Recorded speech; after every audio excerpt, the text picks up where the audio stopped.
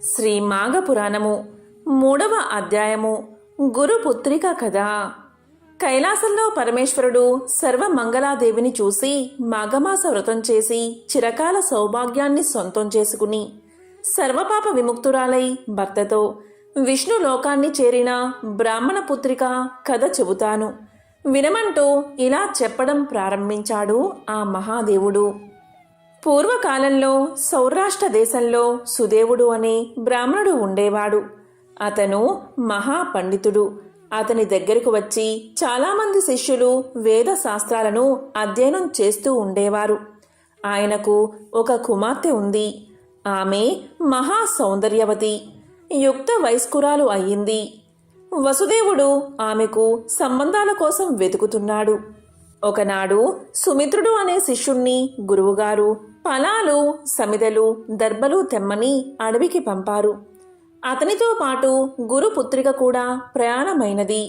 సుమిత్రుడు ఎంతగా నివారించినా వినకుండా అతని వెంట అడవికి బయలుదేరింది. అడవిలో చాలా దూరం వెళ్ళాక ఒక పెద్ద చెరువు కనిపించింది. దాని చుట్టూ చెట్లు, లతలు, పూలతోనూ కాయలతోనూ చాలా మనోహరంగా కనిపిస్తున్నాయి. ఆ పూల మీద నుంచి వచ్చే గాలులు సువాసనతో అలసిపోయిన వారిని సేద తీరుస్తున్నాయి.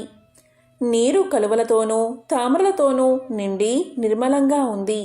ఆ పూల మీదగా తిరుగుతున్న తుమ్మెదల హూంకారంతో ఆ ప్రదేశమంతా నిండిపోయింది. చిలుకలు గోరువంకులు పలికే కమ్మని పాటలు చెవులకు ఇంపుగా వినిపిస్తున్నాయి. గురుపుత్రిక ఆ చెరువులోని నీళ్లు తాగి కొన్ని పళ్ళు తిని విశ్రాంతిగా కూర్చుంది. అప్పుడు ఆమె తలలో ఒక వికృతమైన ఆలోచన వచ్చింది. నేను పడుచుదానిని, నా పక్కనే అందగాడైన పడుచువాడున్నాడు. ఇది ఏకాంత మనోహర ప్రదేశం.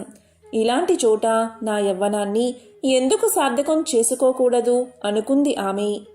వెంటనే సుమిత్రుణ్ణి దగ్గరకు చేరి మెల్లగా తన మనసులోని కోరికను తెలియచేసింది. అతడు హరి హరి అంటూ రెండు చెవులు మూసుకుని ఇలా పలికాడు. నీవు మా గురు పుత్రికవు, నాకు సోదరులాంటి దానివి. నీవు ఇలాంటి అసభ్యమైన కోరిక కోరకూడదు. ఇది చాలా తప్పు. నీ మనసు మార్చుకుని ఇంటికి పదమన్నాడు సుమిత్రుడు. కాని గురుపుత్రిక తన కోరికను ఆపుకోలేక ఇలా పలికింది. నేను సౌందర్యవతిని కానా? నన్నెందుకు తిరస్కరిస్తున్నావు? ఈ ఏకాంత మనోహర ప్రదేశంలో మన విహారం ఎంత ఆనందాన్ని ఇస్తుందో నీకు తెలియదా? నువ్వు నన్ను కాదంటే ఈ చెరువులో దూకి ఆత్మహత్య చేసుకుంటాను. నేను లేకుండా ఒంటరిగా ఇంటికి వెళితే నిన్ను మా తండ్రి శపిస్తాడు.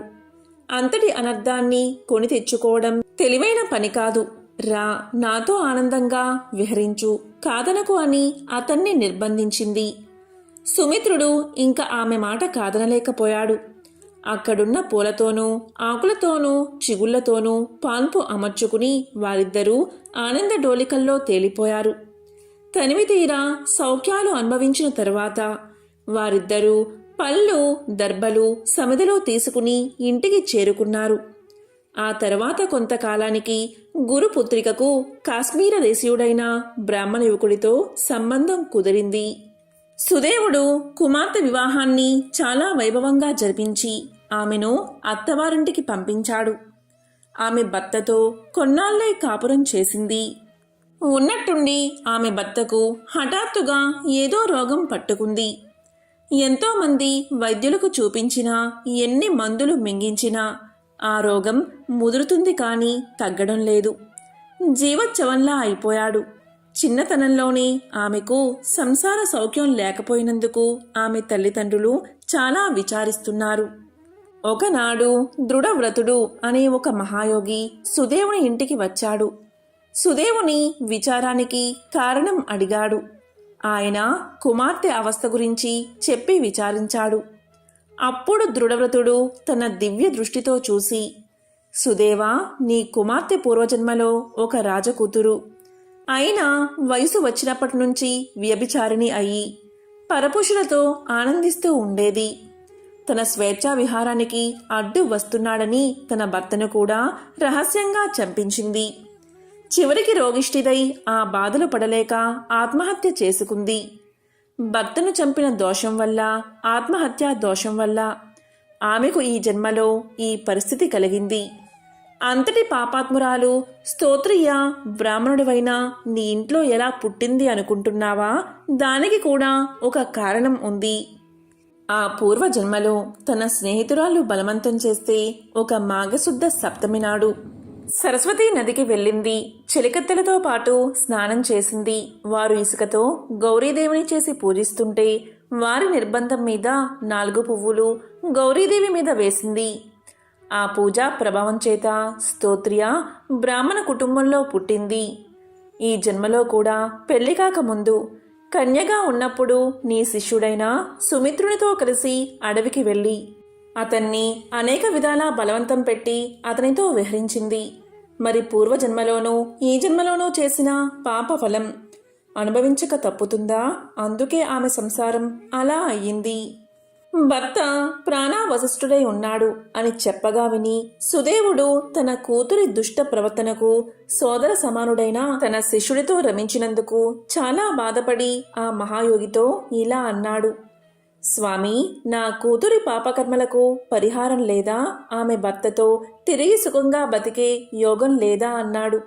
అప్పుడా యోగి ఇలా పలికాడు: సుదేవా, అన్నీ తెలిసిన పండితుడివి, నువ్వు కూడా ఇలా విచారిస్తే ఎలాగా? ఈ పాపాలకు పరిహారం ఉంది. ఇది పుష్యమాసం, కృష్ణపక్షం, వచ్చేది మాఘమాసం. ఆ మాసమంతా నీ కుమార్తె చేత మాఘవ్రతం చేయించు. ఉదయాన్నే నదిలో స్నానం, తరువాత ఇసుకతో గౌరీ ప్రతిమ, దానికి పూజ, వస్త్ర, కంబలాదులను దానంగా ఇవ్వడం, మాఘ పురాణ శ్రవణం మొదలైన వాటితో మాఘమాస వ్రతం చేయించు.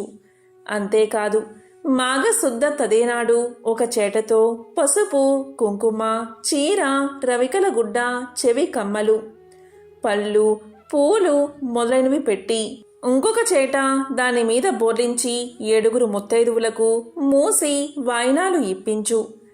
దక్షిణ తాంబూలాలతో వారికి పూజలు జరిపించు.